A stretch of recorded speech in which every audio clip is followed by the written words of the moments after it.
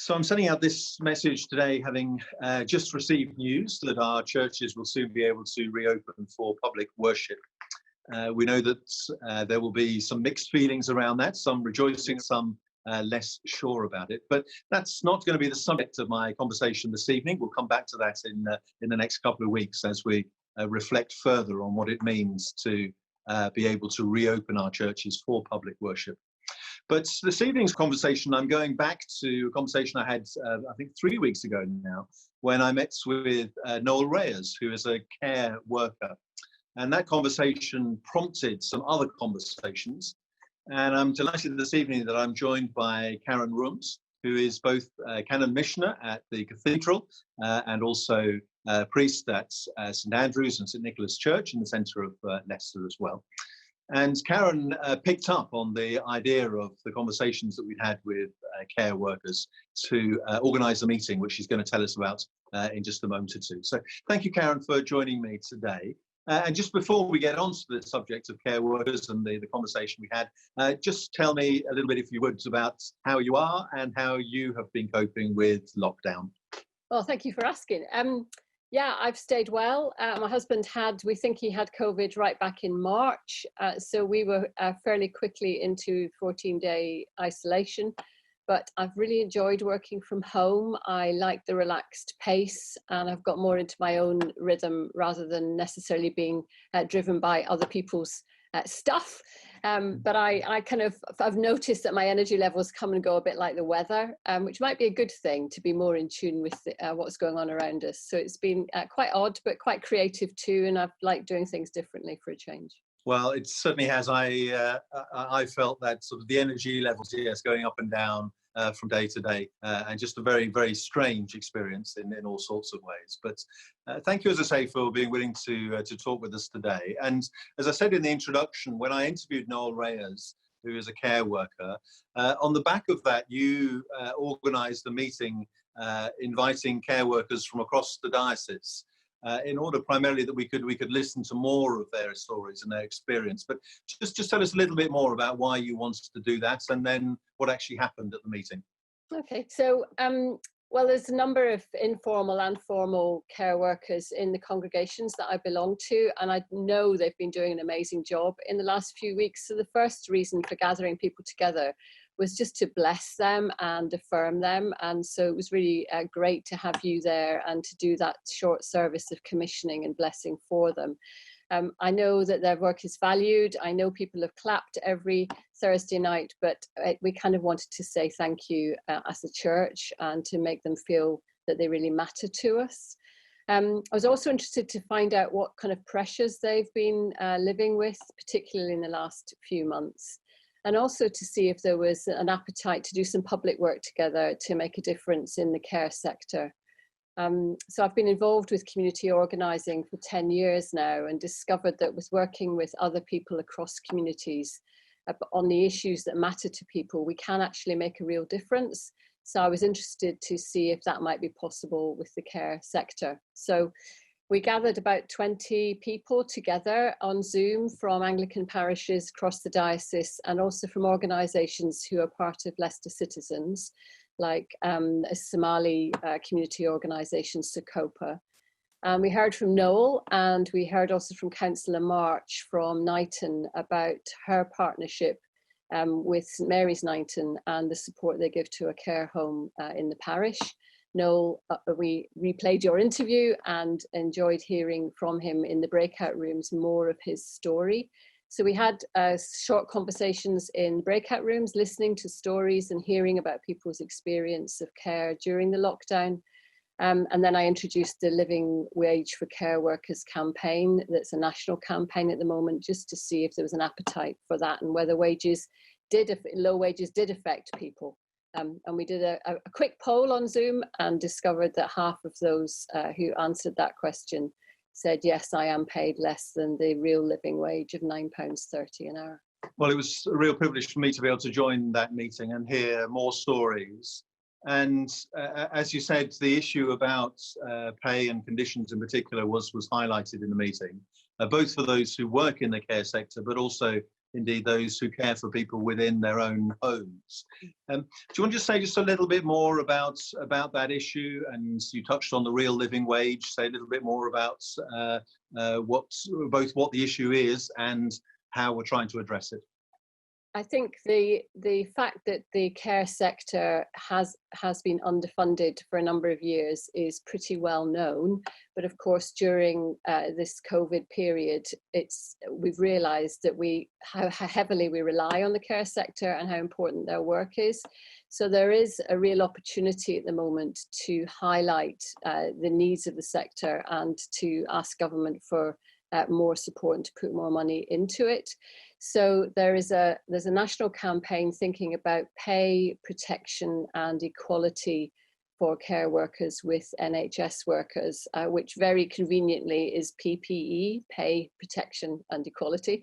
I was really struck by the testimony of a care worker that I saw in a news report on Channel 4 News, and she said, "I feel like a Roman gladiator going into the ring on a night shift. Everyone's clapping for you, but you're putting yourself against a deadly disease without the proper pay and protection." And that really struck me. It resonates with our Christian story of martyrdom, and I think I was very moved by that. So the whole issue about being properly paid for that kind of work is really important.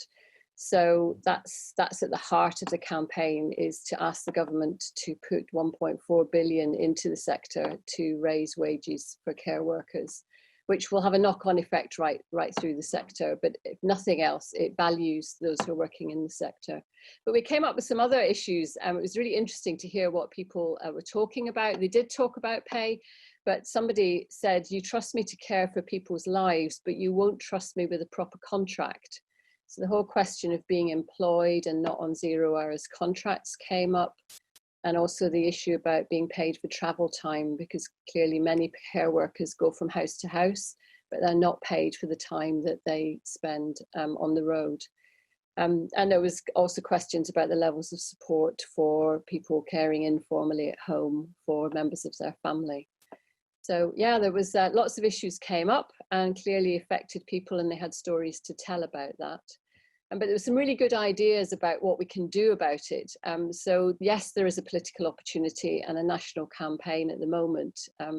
So there is, I understand there's going to be an open letter in the next week or two, and faith leaders, MPs and the leaders of councils will be invited to sign that, to call on the Treasury to put more money towards the care sector. So we might organise from last week some people to have meetings with our local MPs and council leaders to ask them to support that letter. That's one thing we might do. I think the whole idea of how can we bless the care homes in our parishes came up, and it may be that that's an idea that gets picked up as well.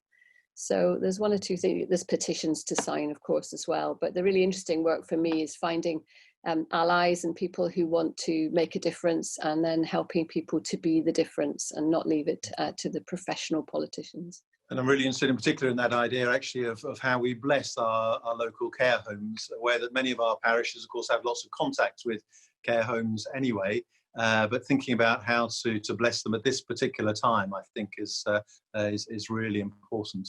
And just finally, Karen, I often get told, if you like, as a bishop in particular, to keep out of politics. And this, of course, sounds very much like getting involved in politics. What's your response to that? And why do you think this is about more than just bishops or indeed vicars, but something for every Christian to take seriously? So I think there's all sorts of answers to that. So one of them for me is that the first creed that we have in the New Testament is that we find in the book of Acts is Jesus is Lord. And that's a deliberate taking of the phrase Caesar is Lord and subverting it, because the Christians communities believed that Jesus was, well, A, was Lord, but B, the Lord of all of life.